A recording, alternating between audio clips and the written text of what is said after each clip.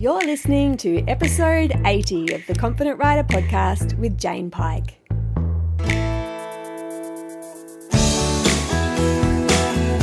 Hello, fabulous human.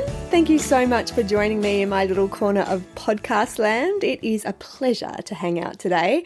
I thought we could do a bit of a Q&A style episode because a few days back I came across a really awesome question on Facebook that I know lots of you out there will resonate with. And if you don't jive with the specifics of what it is that we're going to discuss, I think there are lots of principles and elements that we can pluck out that will make it relevant actually to everyone, because we're talking about nervous system function, we're talking about brain function and the way that we respond to specific aspects of our experience, especially when there's been something that's happened that has a high emotional charge or injury involved. So what I'm going to do is read out the question. Let me just pull that up now.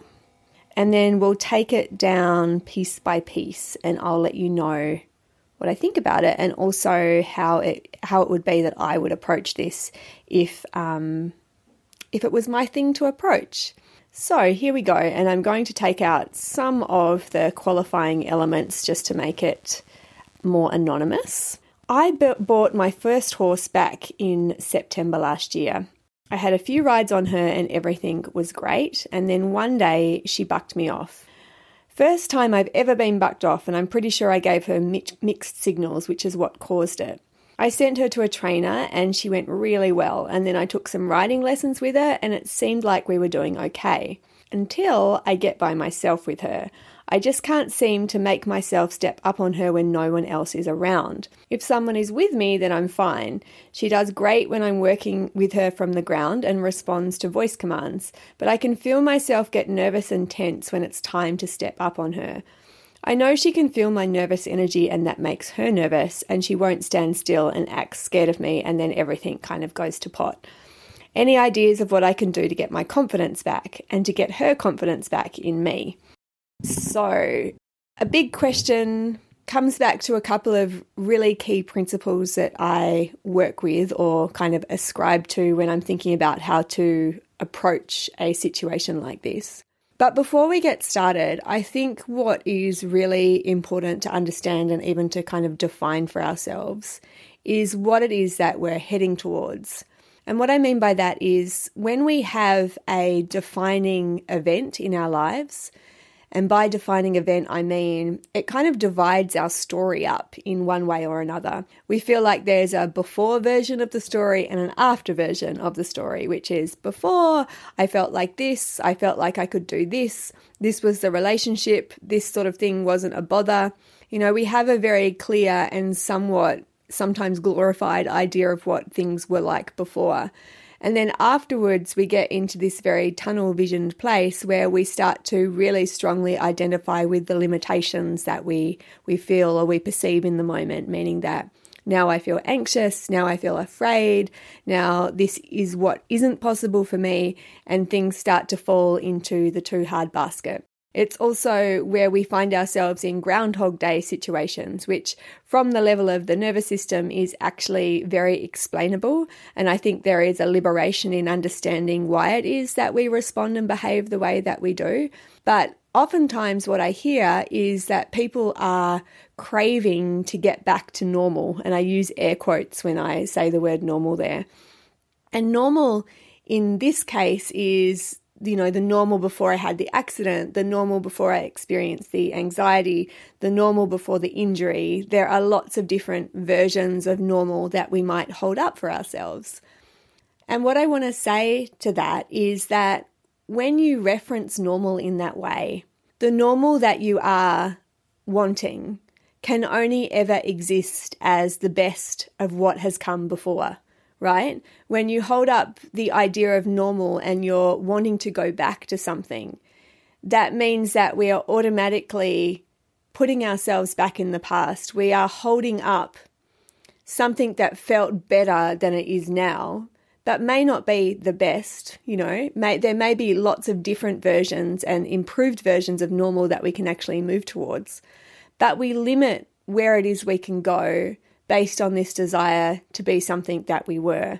And so part of the alchemy, I believe, of going through a defining event of any sort is really being open to embracing a new normal and understanding that new normal will exist as something very separate to anything that you've experienced before.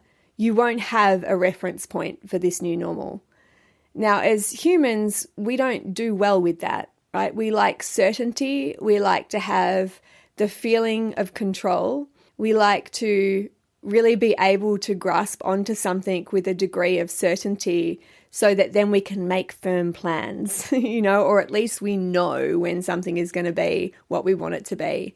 And in the case of moving forward on what we might consider to be a healing journey or just an adventure of sorts that we haven't really had to undertake before, we need to be letting go of any reference points that live in the past and really just focus our attention on what is in this moment and take it from there, basically. There's so many amazing, beautiful versions of normal that await you, and you can only ever limit yourself by referencing the ones that have already been previously. So get ready to embrace a new normal, even if the road feels slightly bumpy, because it's the right kind of hard. This adventure is the right kind of hard to a place that sits outside your awareness at the moment. And so you have to be fully embracing of the unknown as we kind of tread forward. So this particular example there's a couple of very clear elements that occur in here. And when we are, no, maybe I'm not going to say that. There's a couple of very clear differences between how this person feels when she is, let's call her Julie. I'm going to call her Julie because saying this person just feels weird. How Julie feels when she is with her instructor, right, as compared to how Julie feels when she is by herself. And there are reasons as to why this occurs. So let's break it down. She has described, and I'm paraphrasing here because my phone, which has the actual post written in front of me, has closed down. So I'm just going to paraphrase.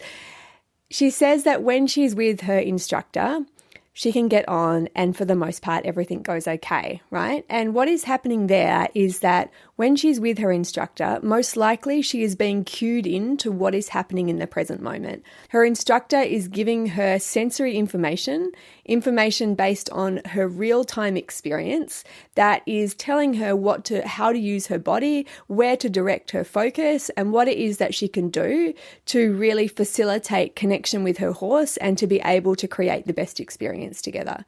So when she's in that mode, everything about her is in sync, right? She has an emotional experience based on real-time feedback. So here it is I am with my horse. My instructor is talking to me. What they're asking me to do is immediately taking up an actionable quality in my experience. So I'm following through with an action based on this instruction. And so I'm continually moving forward in a way that allows me to respond to real-time sensory information. So this is the hallmark, I guess, of a system or a state of operation where we're functioning from the parasympathetic. When we're functioning from the parasympathetic mode, we are honest with our experience in real time. And the sensory information that is coming in, we are responding to that in the moment as and when it presents. Now, our conscious mind can only hold so much information at any one time, meaning that we're cycling through our experiences pretty quickly. We might have a moment where we feel anxious, but that anxiety is then replaced or kind of like supplanted by the next thing because we're now taking in a whole lot of new information, a whole lot of new cues that require us to respond differently in this next moment. And so we're very in sync with our experience. We're very much moving through the moment in a time which is, or in a way that is responsive to what it is that actually is occurring, right? There's something really interesting about this that's part of a wider conversation.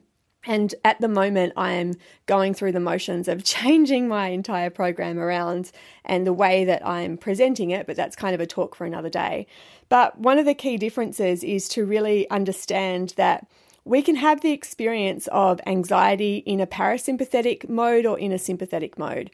We can actually have the experience of all emotions in both parasympathetic and sympathetic.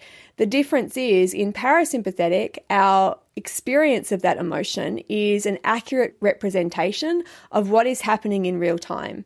So I'm having a conversation, I'm having an experience, I'm living through something in the now where the sensory information that's being presented to me in this moment is causing me to respond in a particular way.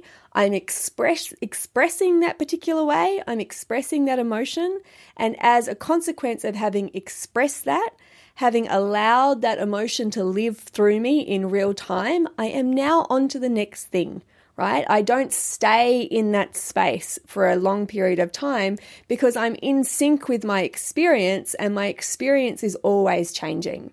In sympathetic, we're much more living in the emotional brain, and the sensory feedback that we're getting in real time is out of sync with what is actually happening within our mind and within our body. Meaning that the classic example that I'm always referring to, I might be standing in front of my horse and my horse is completely fine, he's calm, he's relaxed, and I am having an anxious experience that is out of sync with the sensory feedback that I'm getting. When there is an out of sync emotional reaction, I am in sympathetic mode, right? I am responding to my emotional brain. And when I'm in my emotional brain, I can only be responding to experiences, thoughts, and emotions from the past. And all of those thoughts, experiences, and emotions have their own motor pattern which plays out through the body. Those motor patterns are reflexive. Sympathetic motor patterns are reflexive, and they're designed for the body to be efficient, right? Which means that when I'm in that place of storytelling or labeling or really trying to attach meaning to what it is I'm experiencing that is actually out of sync with the reality of what I'm experiencing, then I can only function in ways that I have functioned before. A new way of responding to me in this moment is not actually available because sympathetic can only allow for reflexive responses. This is a really important distinction. I can only create new learning habits. I can only lay down new motor patterns when I'm operating in parasympathetic. So here I am. I've had an accident which has created a reflexive experience in my body. I have an emotional pattern, I have a thought pattern, I have a physical motor pattern that are all linked together in response to that particular event. I find that when I'm with my instructor, was it Julie that we called her? I've lost track of the name. Julie. When Julie is with her instructor, it's enough sensory stimulation in the moment to keep her in the moment. And so she's not over-investing in her emotional brain. She's not going to the place of sympathetic activation or activating the fight-flight response in her body, which is causing her only to be able to access motor patterns from before. And especially in this situation, to be triggered to reflexively activate very specific motor patterns that were attached to a specific state of being, i.e. the injury or how she feels about the injury now. So then we have a different set of experiences when Julie finds herself with her horse by herself. Now when Julie stands in front of her horse, she is no longer able to access the sensory information, or she's not tuned in to the sensory information, the real-time sensory information that is available to her in the same way as she is when her instructor is there. When her instructor is there, they are talking to her, they are asking her to take specific actions, they are telling her focus to go in a specific direction, which she is acquiescing with, and that allows her, again, to be in the moment. When she's by herself, and I'm just going to paint a completely hypothetical picture here, she's standing on the mounting block or she's standing next to her horse, and all of a sudden she tells herself, I hope I don't get bucked off. I hope my horse doesn't do this. What if they do this? What if this happens? And that experience creates a sensation in the body. We then interpret that sensation as something specific. I am anxious. I am concerned. It creates a whole narrative that pops up in our conscious mind. That narrative has its own emotional outlook and has its own motor pattern. Anytime we are in an experience that is out of sync with our with what is actually happening. So anytime we have an internal experience that is out of sync with what is actually happening in our reality, we activate our sympathetic nervous system. What happens when we activate our sympathetic nervous system? We can only operate reflexively. And so the thought that Julie has in this instance, I hope I don't get bucked off, or the whole sequence of thoughts that come into her mind around the accident and what she hopes won't happen, trigger a reflexive response. And her body is living out the same set of sensations, the same set of reflexive patterns that it laid down when the actual event took place. This is the key difference between the two different experiences. When she's with someone else, it's enough to have her stay in the parasympathetic mode. When she's by herself, she just doesn't have the tools right now to be able to change herself out of that. And the process is actually uncoupling the affect, the emotional affect, what it is she's experiencing emotionally, from the reflexive response. So reflexes, these are reflexive motor patterns, are hardwired into the body, right? They're not something that we can actually get rid of. You never get rid of a motor pattern that's attached to something. That's something that neurologically is bound into us. What we can remove ourselves from is the emotional response to the motor pattern, right? And this is what we want to look at in a very specific way. So the work that I'm doing in this area is very much about dealing with this foundational stuff. It's like, how do we start to identify when we're moving into this reflexive place where this emotional response is tied intrinsically to the response of my body? How do I uncouple those things together? And the process of that is very specific and very deliberate. What we're also wanting to move into is, how do we get the system overall functioning more parasympathetically? So if you think about the difference between parasympathetic and sympathetic, generally if you consult Dr. Google, there's very simplistic ways that they're represented, parasympathetic rest and digest, sympathetic fight and flight, but actually the way the structure of the body, the way the fascia of the body, the way the fluid of the body, the organs, everything changes in parasympathetic as opposed to sympathetic. The body articulates and moves differently in both of those states. So what we would want to look at overall is to move Julie overall into a place of more parasympathetic dominance. And when I talk about dominance, I'm talking about for over 50% of the time, we would want her functioning in parasympathetic, and less than 50% of the time, we would want her functioning in sympathetic. That would be what we would consider to be a responsive and adaptive mode of being for Julie's case, if we were to assume that for the most part, her state of living and her state of being is fairly safe. If someone was overseas in perhaps, as a soldier, maybe they were in the Middle East or in Afghanistan, something like this, actually on the front lines of different things, you would expect that to be reversed. That would be the adaptive response for their particular situation. But for most of us, as we listen to this podcast, we aren't under any actual physiological threat. There might be stresses that we have in our lives, but for the most part, our survival needs are met. And so that would be the aim, to have the majority parasympathetic and then under 50% sympathetic. When we're operating in this way, where generally the functionality of the body is working in parasympathetic, then we are able to cycle through these processes much more quickly than if we're in a sympathetically dominant pattern.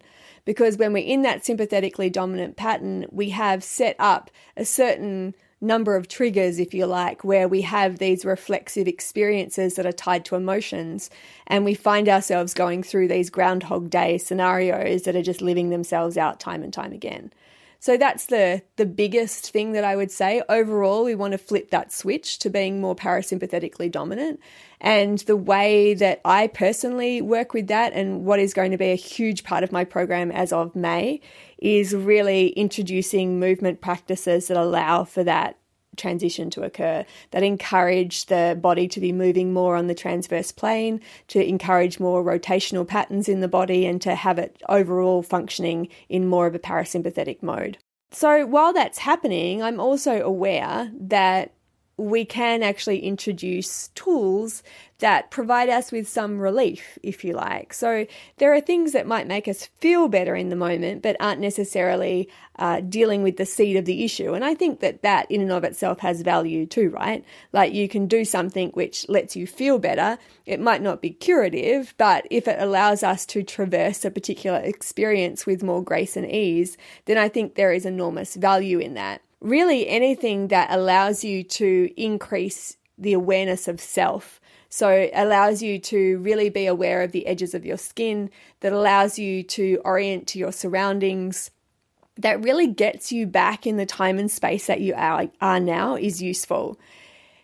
Body practices for me are the way to go with that. And I've mentioned a couple of them before, but just some things to kind of throw in there as to think about in this instance. Anything that really requires a little bit of focus, and also anything that challenges your balance can be really useful, because the body has a natural righting reflex, meaning that if I stand on one leg and I get the wobbles, the priority of my body is to bring me back up to a state of balance. And so everything else that is going on in that moment is pushed to the side because it's seen as not the imminent need of where we are right now.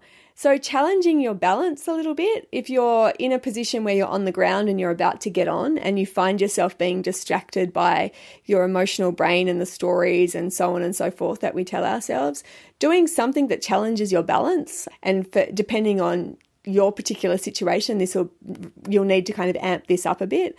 Standing on one leg, squatting on one leg, jumping on one leg, doing something which crosses the body while you stand on one leg, meaning that maybe you stand on one leg and then try and cross the leg that's in the air across the front of you and back, and you do the same with the opposite arm.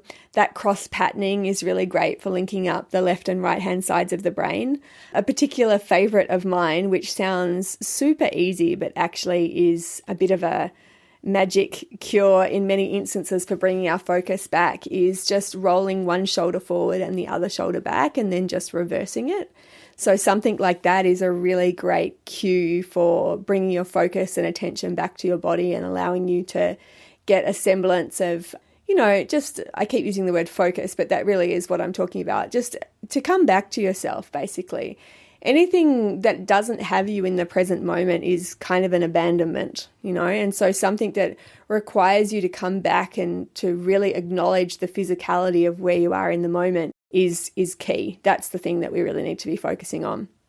So to give you a brief summary, and again, perhaps this is a potentially frustrating answer in that I'm not the magic pill girl. As much as I would like to be, I really think that to get you into a place where genuinely the residue of the experience is no longer the predominant pattern that you're expressing takes a little bit of time. And I don't want to diminish what you're experiencing or to trivialize it by suggesting that it's as easy as focusing on something different, because it isn't. It might be if you're already in a place where there's that parasympathetic dominance happening anyway. Maybe it will be easier than someone else, but then again, the process in my experience is one that requires a little bit of longevity. We have to get overall the system functioning in a much more adaptive way. And then we find we sort of grow in stealth, if you like, or our ability to decouple that emotional effect from the reflexive pattern is one that gets easier and easier for us to access. And then it's no longer such a conscious process, yeah? The entire process in and of itself is unconscious. Yeah, the choice to actually behave differently, the choice to respond differently to our environment is a wholly unconscious process. This is not something you can think your way out of. And so what we're looking to do when we talk about moving the body into a more predominantly parasympathetic mode of being is really giving the unconscious brain more information through where we direct our awareness, through using particular structural points of awareness and location points of the awareness on the body. We update and remyelinate our sensory pathways. We send more information to that sensory motor cortex, which essentially is what is running the show. Sorry, I tripped over my words a couple of times there. But we're using our conscious attention to feed our unconscious mind more information, yeah? But the whole process is an unconscious one. we're habituating sensory nerves in a way that's very specific so that our unconscious mind can make a different decision about how to respond to the moment. It's super interesting stuff, but it just takes a little bit of time. It takes a little bit of time, it takes a little bit of work, but the flow-on effects are well worth the investment in my experience. It's the process of creating a new normal that allows you to be more adaptive, more responsive, and overall is just super worth it. So if you've got any questions around this, because I know potentially that might be a lot, it could also be not the advice you were expecting. It might be different to what you've heard or seen out there, and that's okay. I really love having conversations, robust conversations that delve into the ins and outs and the whys of what I do. But it's taken me a while to sort of refine it and boil it down to understanding something and accessing the learning that I have that has led me to a point where I'm like, oh yeah, that's the physiological truth, right? Like that is how this thing is playing out in our body. And it's not a matter of like the inspirational quote or just thinking about something positive or thinking, nice, happy thoughts. If it was that easy, we would all be plain sailing, but it's not. There's a whole lot of other things at play which can cause us to feel a little bit crazy at times, but actually they're very explainable when you really can understand the different ways that our body holds and stores information and the way that we access and behave and kind of respond to life depending on what mode of functioning we're in at that time. So super interesting. All right, guys. Well, that's it from me today. Again, any questions, anything you want to ask me, feel free to do so. I'd be super keen to hear your thoughts. But until next time, have a fabulous rest of your day, and I will catch you on the flip side.